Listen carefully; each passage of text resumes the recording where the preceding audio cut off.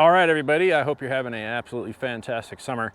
It is July 9th, I believe. Yes, it is. It's July 9th, and I finally have racked up 5,000 miles on the Ford Bronco, so it is time to talk about what I have thought so far. So, when I announced that I was trading in the Jeep, I got a little bit of hate. I might dig back through the videos, or the video, and dig back through the comments, and I might paste some of those up here because some of them weren't exactly very nice, but you know, I don't know, I kind of like calling people out that think that they can hide behind the keyboard. But what we have here is the 2022 Ford Bronco Badlands Sasquatch package with the hard top, which has been apparently a point of contention with Ford and their inability to build these things.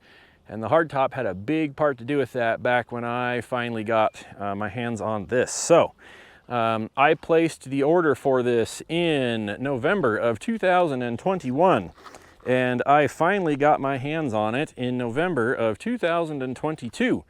So it was a very painful, painstaking process of asking, do I have a VIN yet? Do I have a VIN yet? Do I have a VIN yet? And the dealership was absolutely phenomenal in keeping me up to date on my order status and basically, you know, how things were going with my build process. So it was September of 2022 when I finally got a notice from the dealership that I had received a VIN and was scheduled for production. So that's when basically I started getting really excited. Oop, let me turn around so you can see me in the sun.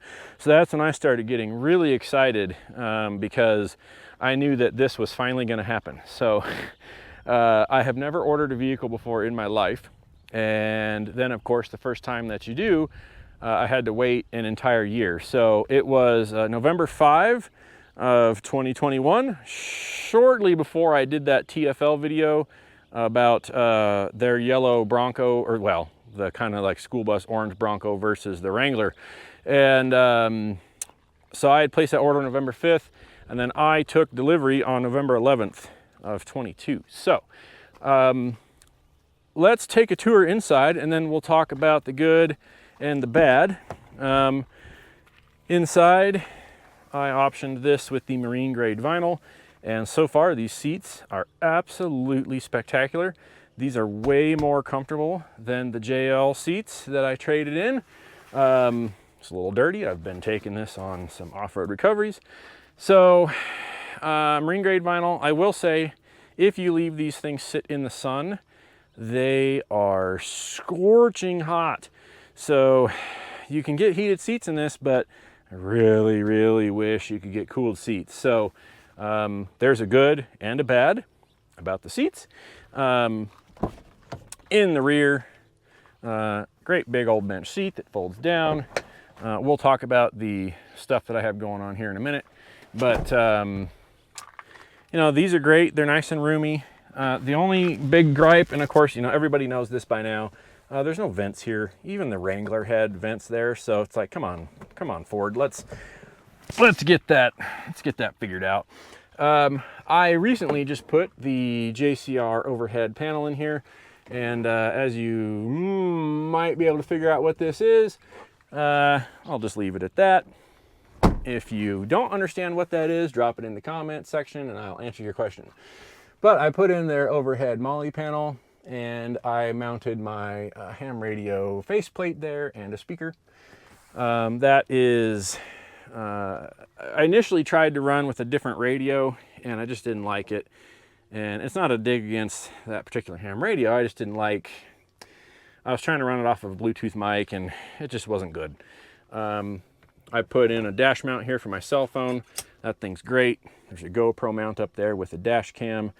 That's a Blackview DR900X, and it is tied in under here with fuse taps. Let's see. Oh, brake controller. I did break the internet a little bit there when I had this thing hooked up to a 6x12 cargo trailer.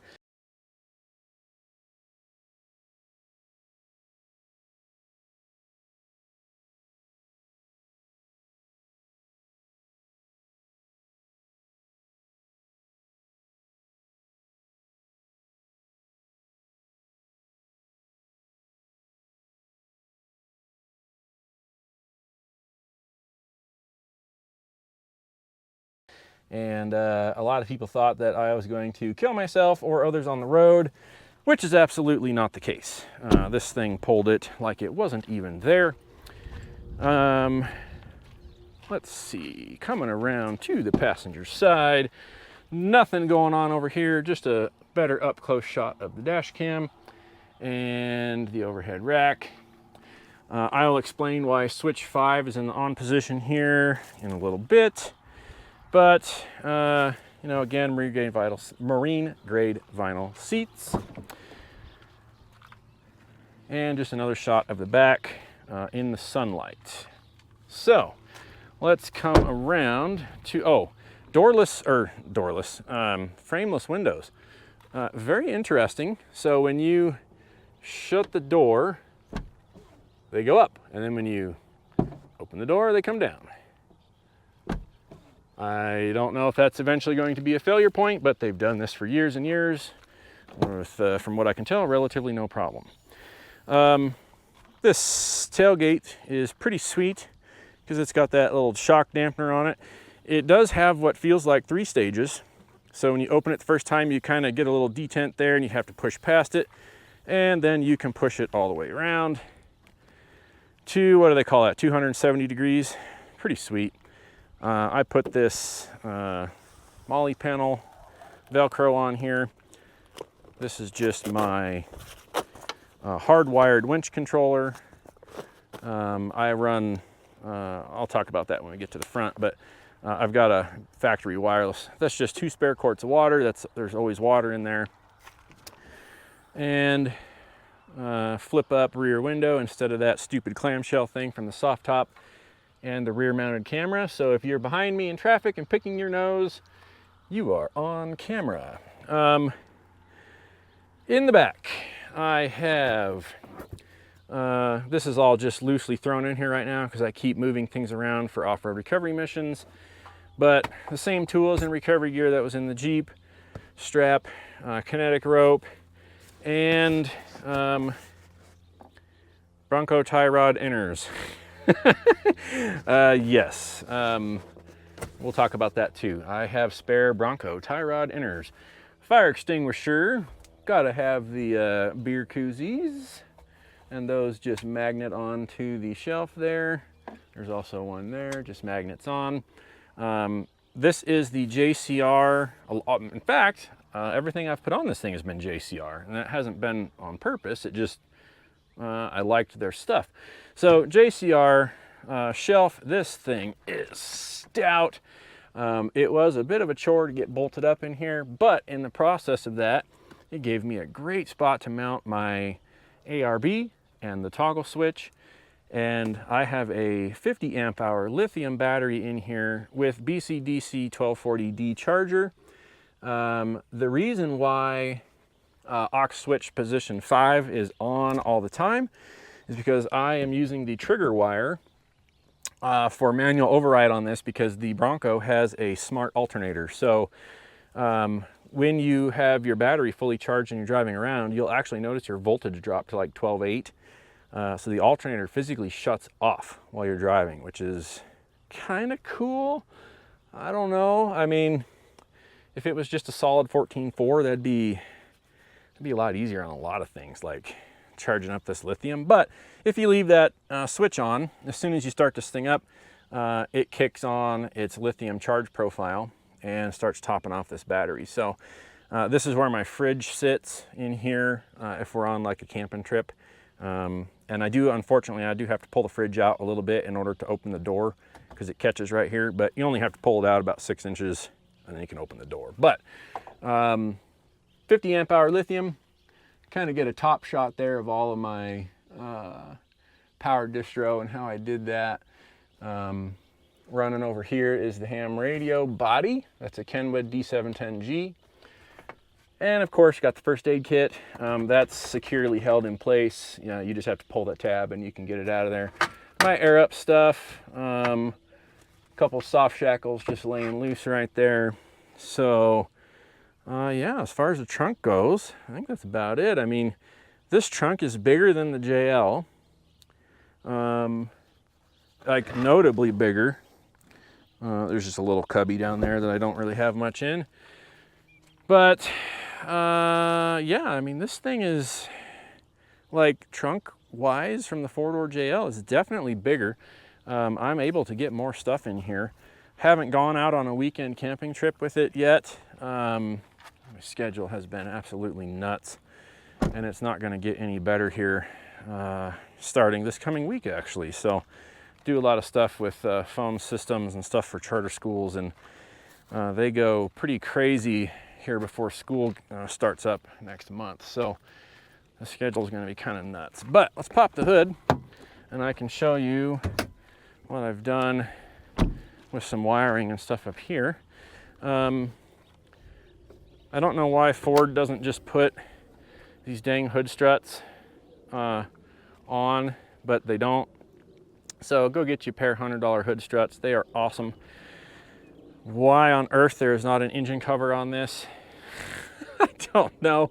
But I will admit I would have had to have taken the engine cover off anyway, because I put this Mishimoto catch can on the day that I drove this home from the dealership. So there has been a catch can on this Bronco from day one, mile 200.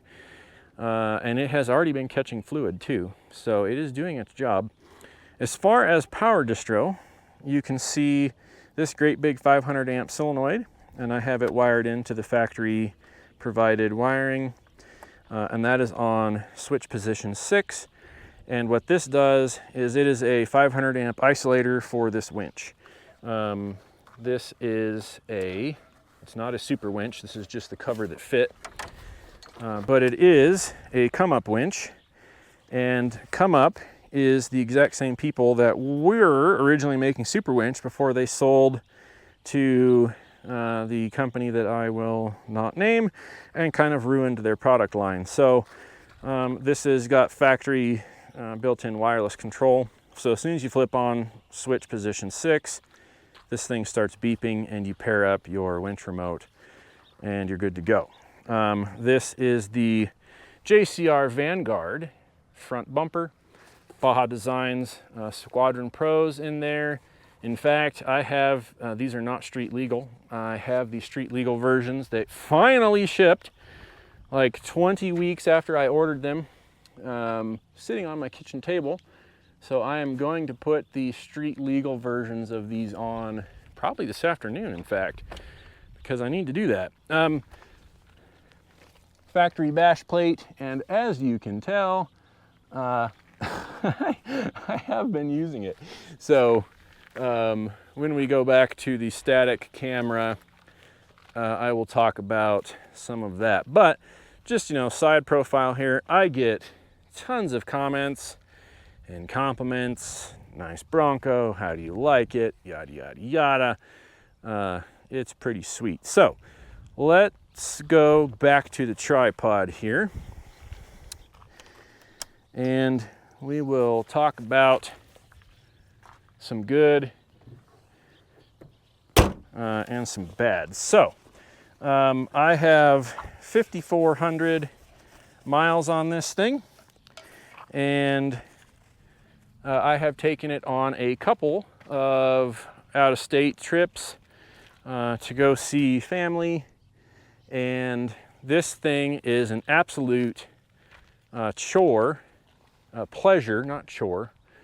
This thing is an absolute pleasure to drive. It puts the Jeep handling and it puts the Power Wagon handling to shame, and that is, of course, because it is IFS. When Ford originally announced this Bronco was going to be IFS, I absolutely did not want one, because I know how horrible IFS is off-road, and solid axle wins all day, every day. I will say they have absolutely knocked it out of the park on this with the IFS. That hydraulic sway bar disconnect, or stay bar, whatever they're calling it, really allows this thing to compete with the Jeeps by way of flex. I'll overlay a picture here of a trip recently where I was flexing on a boulder next to my buddy's Jeep on 37s. Now, no, I do not have the same suspension travel as he does. He is heavily modified. This thing is stock, and I would like to keep it stock throughout this summer. My end goal will be to get it on 37s and try and get it a little bit higher. Oh, one thing I forgot to show you, since I have the inner tie rods, I put just a no frills, low budget brace on. I didn't put the Bronc Buster stuff on, but you can see I got a little yellow mark on there. I've marked everything just to make sure that the alignment doesn't go out of whack. Am I concerned about things breaking? No, I'm not. I don't believe that I'm going to have any problems with parts failures because of my wheeling style. I don't just go out and flog the absolute crap out of my vehicles because you have to drive this home. And when you have to drive it home, you got to be a little more careful. I have put some rock rash on the wheels, finally. Kind of knew that was coming. It has been so wet. I mean, I'm sweating just standing here, and that's unheard of for Colorado. It has been so humid and so wet here. There's water standing all over the place. All these fields are green. The mountains behind me are the most, well, they're kind of yellowish with the grasses right now, but it's the most green that the mountains have been in a long time. So mud. These tires do quite well for an all-terrain, although I will say they grab every little rock and fling it. I don't know what it is about these tires, but these Goodyears, man, do they grab rocks and they just huck them. So I put front fender or front mud flaps on. But let's get into the goods and the bads, since I've been kind of lightly dabbling on those goods. This 2.7 twin turbo EcoBoost is a rocket ship motor for this Bronco. I am really glad I did not put the 2.3 in this. Coming from the 2.0 Wrangler, it had lots of pep, but man, did that thing top out. When you were trying to climb I-70 and pass semi-trucks and just get around traffic, that thing topped out at about 83 floored and uphill, and you just couldn't go. This thing tops out at 101, and it doesn't matter if that's uphill, downhill, or on the flat. It is governed at 101. Found that out on a little trip to Mexico.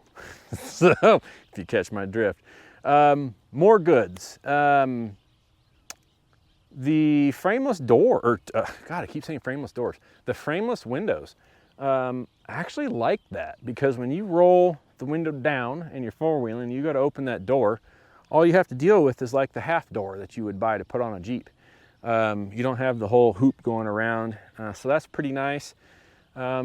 One bad to the frameless windows is if you have them down about 4 inches, they just sit there and violently shake while you're going down bumpy roads, and it makes you think you're going to break your windows. So you either got to roll them further down or you got to roll them up to where they're about 1 inch down from the top, and then they don't sit there and just flutter like that and freak you out.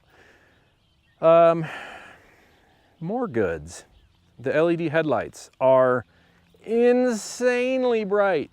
I actually need to twist these down just a tiny little bit and point them down because people are flashing their lights at me and they're on low beam. So these things, when you're driving down the road, you can actually see they are lighting up the street signs a little bit. So I need to crank them down. The turn signals, holy cow, are these things blinding. When we were on our search and rescue call where we were trying to get to a Jeep that was stuck behind the Larimer County team, I had these on and was just standing in front of the Bronco, and they're literally blinding how bright they are. So this LED technology is phenomenal. Let's see, the goods, I can go on and on and on about the goods. Let's get into some of the, they're not bads, they're just things that I think could be a little bit better. No rear vent, I already touched on that. nobody's really ridden in the back of this. I had a Forest Service guy, a couple guys riding with me, and it was a cool day. So we had the windows down. It was rainy, and it was fine. But if it was 105 outside, I don't know that the back passengers would be comfortable. I had a thunk develop on the front end of this thing just recently. While we were out at the sand dunes. I did jump this. And I have a feeling that's what finally set it loose, and I'm glad that I found it when I did. I took the driver's side front tire off and put torque wrenches on everything. Actually, I took both front tires off, but I got one entire revolution out of the upper ball joint nut before it retorqued to 46 foot-pounds. So I don't know why that was loose, but I proceeded to then put torque wrenches on everything underneath here, and I got everything to move. I downloaded the torque specs from the Bronco 6G forums online, and one full revolution of the upper nut. Nothing moved on the lower ball joint on the driver's side, but I got a quarter turn out of the upper ball joint on the passenger side and a quarter turn out of the lower ball joint on the passenger side. And then all the steering, the tie rod end links, literally everything, sway bar, everything tightened up. So I don't quite understand why things were loose. I've never had that happen, but it was. Let's see, ground clearance. Let me show you some stuff here with ground clearance. So I already showed you that I was whacking the skid plate. Now I took very detailed measurements of this thing and my Jeep before I traded it in, but you can see I've really only been getting into that front bash plate. I haven't hit a whole lot anywhere else. I have hit, oops, I got to hook you back up. I just unhooked my audio. Is it still on? Yep, it's still on. So I have been getting into the rock rails here a little bit. There's my mud flaps. When you do hit these off-road, they do curve up out of the way. So not really a terribly big deal there. I have got into that cross member right there quite heavily, as you can see. I have hit the transfer case skid plate, and there is no support on the outer edge of that skid plate. So that is going to be something I need to keep an eye on.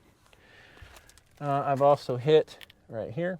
And this is all stuff that I was also hitting on the Jeep. So don't think that this is exclusive to the Bronco, because my Jeep on a 2-inch lift and 35s sat equal to this thing as is. So there's some big rock rash. That was all from Yankee Hill. Yankee Hill was the most rocky terrain I've driven this in yet. But, you know, again, you can see there's a little bit of rock rash rust right there. There's a little bit on the gas tank skid plate right there. You know, I mean, it's all normal stuff. This is exactly what I was hitting on the Jeep. So all of the measurements on the Wrangler to the Bronco are within about 1 inch of each other. So, yeah, I mean, it's a pretty dang impressive machine. So let's wrap this up, since I think we're closing in on 25 minutes here. Is there a regret of trading in the Jeep? No, absolutely not. I loved that Wrangler JL. That was the best Jeep out of the 3 that I owned. The JL was the best that I had owned. However, I could not get past how uncomfortable those damn seats were in the JL. It literally would make my butt go numb after a 3-hour road trip. And that's ridiculous. To drive to Moab, it's 7.5 hours. So this Bronco is way more comfortable to drive. Sorry about that, the camera shut off. I said it was too hot. So in conclusion, this wins hands down in my book. It is doing everything that I want it to do. It is keeping up with the Jeeps, no problem. It's flexing just fine. And I gotta say, I absolutely do not regret buying this and getting rid of the Wrangler. This is going to suit my wheeling style very, very well. I know there's some other channels out there that have bought these and sold them because they did not like them, or they've just had tons of little problems. Kevin and Brittany Light Bright, they got rid of theirs. I think Brad Trail Recon got rid of his. There's a lot of hate towards these, and I just don't see it. And I own this. I've put 5,400 miles on it since November, and I just do not have those problems. So if you have questions on the Bronco, okay, we finally have a hot day here, and my camera's died a second time because the sun's just beating on it. So as I was literally about to close this out, if you have any questions on the Bronco, if you've had problems, if you have things that you're curious about, drop them in the comments and I will see if I can answer them. I've really enjoyed this thing.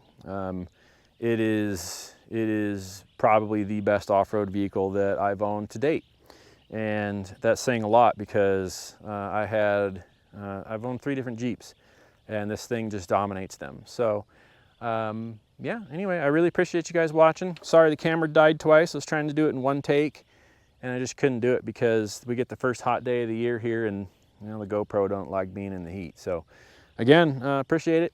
If you have questions, let me know. Otherwise, hope you all have a great rest of the summer, and there'll be more content coming soon. Thanks a bunch.